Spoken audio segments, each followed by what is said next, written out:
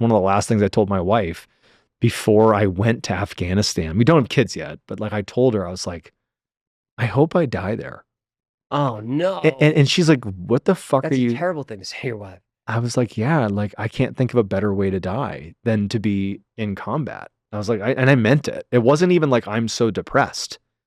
It was sort of like the opposite. It was like, this is my hero's journey. I'm gonna go die in Afghanistan. And I couldn't even believe I was saying it to her, laying in bed in our house in Virginia. And she was like mad about it. She's like, why would you say this to me now? And I'm like, I'm just being honest. And so I had this like weird mentality, and like I go to Afghanistan, and like honestly, in a way, it was many of the things I thought it would be, and many of the things I didn't. There were some fucking horrible things over there, like the way that I acted at times, not like illegally or something, but the person I became was like I was the guy that would would talk to people on target after the shooting was done, or just like I was like the interrogation is the wrong word because it's very sensitive if you call yourself an interrogator. There's a whole course for that. There's levels of clearance. I wasn't any of that. I was known as a tactical questioner. And what it meant is I would often be alone with people that were just trying to kill me, and I'm trying to extract information from them really quickly about things that we need to know right fucking now. And I'm a Navy SEAL, and I've been trained in certain ways, and there were things that I was doing that were like fucking barbaric Like and what? just like violence, committing violence to extract information. And, You'd have that voice going, dude, what are you doing? yeah. And I couldn't stop, dude. There was like moments of it was like thrilling and so fucked up at the same time. Again, like I never did anything that would like not pass the test of are you allowed Sure. to? That But I doesn't mean was it's not awful. no, it was like the humanity's gone. Yeah. Like we had a guy, and I still think about this guy who came into our care, whatever you want to call it. He was like some sort of informant or something. I don't fucking know. And I made the decision to shave his beard, which literally signals to any of his handlers that he's been in American custody. Mm-hmm. And what do you think happened to him? Got killed. Yeah. And I knew that was going to happen. In Spec Ops, do they train you to dehumanize the enemy to make it easier?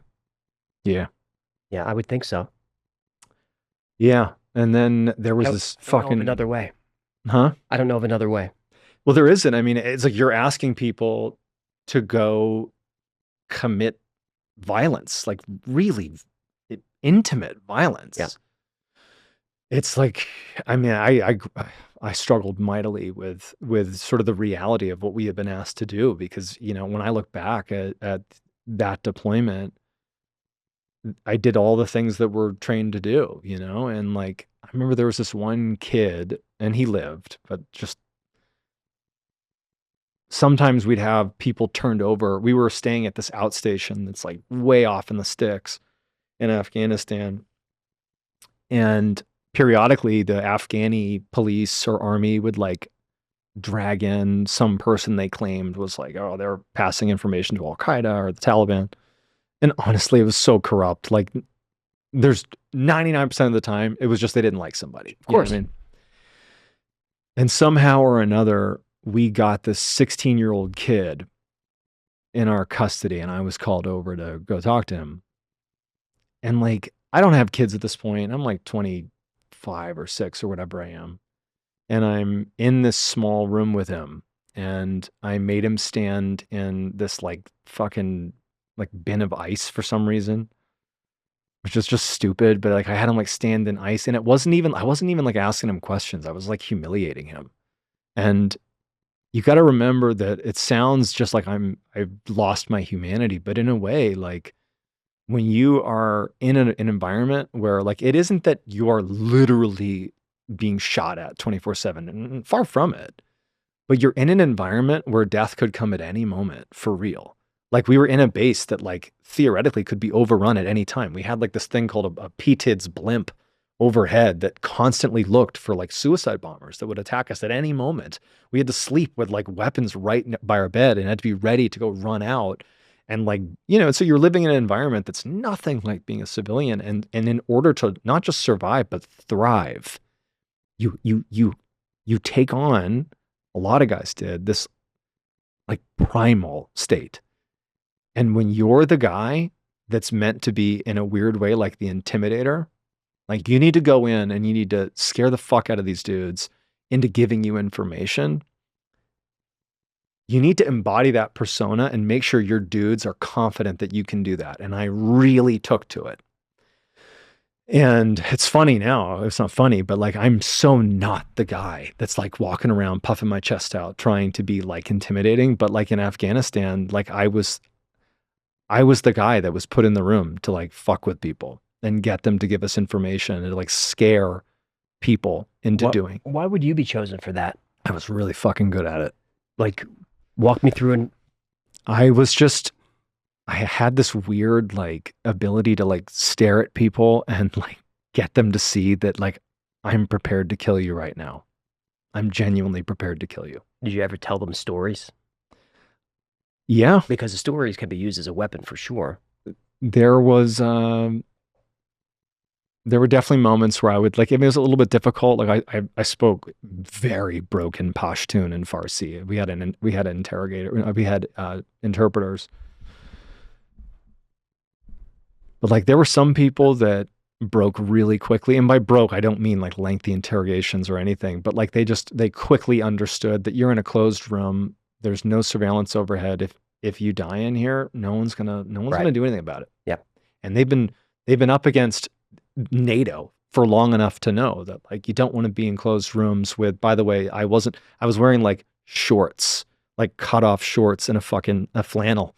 And like my kit doesn't look normal. I have like a fucking Bowie knife on my chest and I have like all this kit that's like not normal. I have a fucking huge ass mohawk and this weird facial hair and I'm like gaunt and just like I've been out here like doing these operations for months and we've been getting shot at and shooting it back at people. Like it came across when I was in the room with people, like my capacity for violence is higher than yours. Mm-hmm. And I'm backed by people out there. Right. You're tied to a chair. You got to do it. And Yep. so, but that kid, I remember I knew why he was handed over to us. It was actually because he had taken some pot shots at us, like our convoy as we like rolled into our camp or whatever. And like, I don't really know what his story was, but it's like, okay, you're a 16-year-old kid.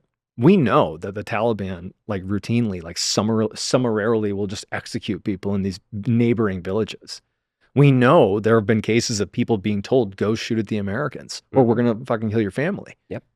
And this kid is in this impossible situation where, first of all, if you shoot at us, forget NATO, if you shoot at our platoon, we're going to kill you. Yes. And I don't mean like in a, we might find you at some, I mean like literally you're going to die because we will track you, we will find you and kill you.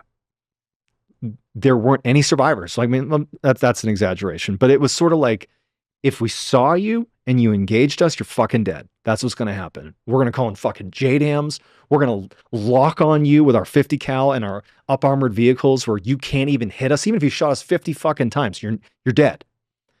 But this kid, it's like he's shooting at a convoy. He's been handed over to us, but like, what else is he going to do? He probably was put up to it. And it's like, here I am. Like he didn't have that gun. He had nothing. He's a kid. Someone gave him the gun. He's a kid. And like, but I was like dealing with, I wasn't alone in the room. And this doesn't, I'm not putting blame on other people, but it's like me and a more senior guy who's like watching. And there's no blame here, I don't think. This is just a thing. And I'm like getting physical with this kid. And it's just, he clearly doesn't even know what to do.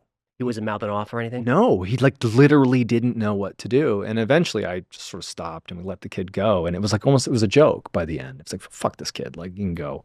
He's not useful to us. And we turned him back over. And I know he survived at least several days later. But like the reason I say all that is like actually, no, there's one other that I would say I've never spoken about publicly. towards the end of the time I was in Afghanistan, we did this operation where we were just sort of clearing this valley, which sort of is a generic way of saying we were sort of marching through an area with known militants, and we just were seeing what happened. And we did get into a contact. They were shooting at us, we're shooting back at them, but it was like at a distance. And we totally within the rules of engagement called in an airstrike on a group of military age males, and we struck them.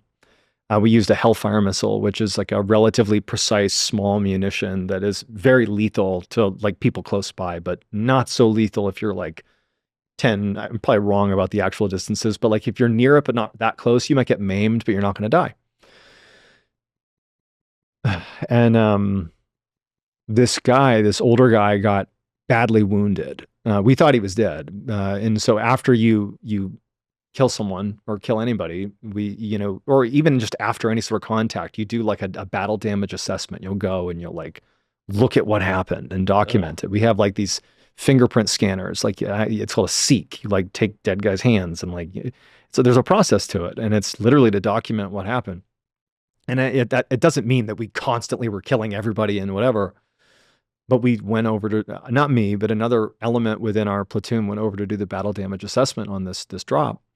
And they found this guy. As they're getting closer, they could see he was still alive. He's an older guy. He's been gravely injured. And he's clearly bleeding to death. He's like propped up against a tree. He's in a really bad way. He's going to die, but he's totally alive. He's like dying a slow and miserable death. And I mean, truly, I can't even get into like who said this, but put it this way, there were senior people that were there that day. And it was like, hey, Alan, like write a passage. And they pulled a knife that we had gotten off of one of the guys we'd killed earlier. And they were like, go finish him off. And they were like, as I took the knife and I'm walking over to this village, like the guy's family was out. Like they're all out in the courtyard. And